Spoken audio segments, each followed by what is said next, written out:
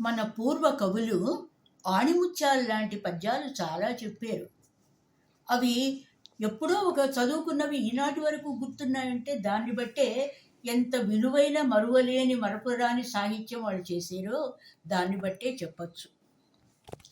ఆటలలోన బాల్యావస్థయంతయు నిశ్చింత సుఖముగా నిర్గమించు, ఎలనాగలను కూడి ఎలమి సయ్యాటల యవ్వనమంత సత్వరమజారు, కౌమారమంతయు కడలేని సంసార తాపత్రయంబున తలగిపోవు, తెవుడుల చిక్కి ఇంద్రియ పటుత్వము తక్కి వార్ధక్యమంత భారముగా తరలిపోవు అని పూర్వకవులు ఒక పద్యం చెప్పారు. విజ్ఞులైన వారికి, తెలుగు సాహిత్యంతో పరిచయం ఉన్న వాళ్ళకి దీని అర్థం బహుశా తెలిసే ఉంటుంది. ఇప్పుడు అర్థాన్ని వివరించాలంటే చాలా టైం టేకింగ్. అందుకని మీరు మీ విజ్ఞతని ఉపయోగించి మీరు తెలుసుకోవడం కానీ, ఇంకెవరికైనా అది వినిపించి వాళ్ళ వల్ల మీరు తెలుసుకోవడం కానీ చేయండి.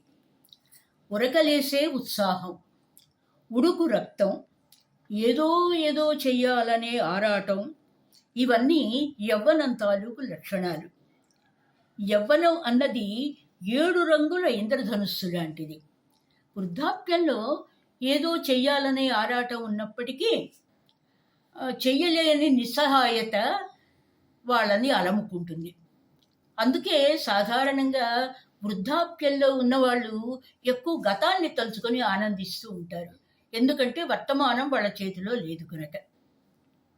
దీనికి ఒక చక్కటి కథని ఉదాహరణంగా మనం చెప్పుకుంటాం.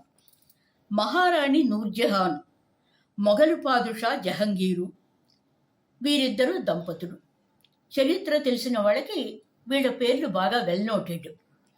మహారాజ సౌధంలో విలాసవంతంగా విహరిస్తూ ఇద్దరూ అప్రయత్నంగా కిందకు చూశారు.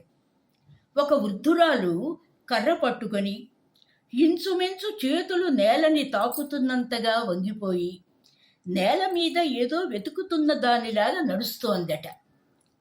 అంతఃపురకాంత అసూర్యం పశ్య అయిన నూర్జహాను, ప్రభు, ఆ వృద్ధురాలు ఏం పోగొట్టుకుందని నేల మీద అలా వెతుకుతోంది అని అడిగిందట.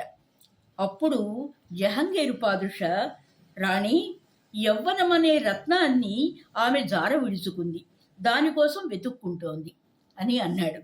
అంటే మానవుని పరిస్థితి కూడా ఇంతే.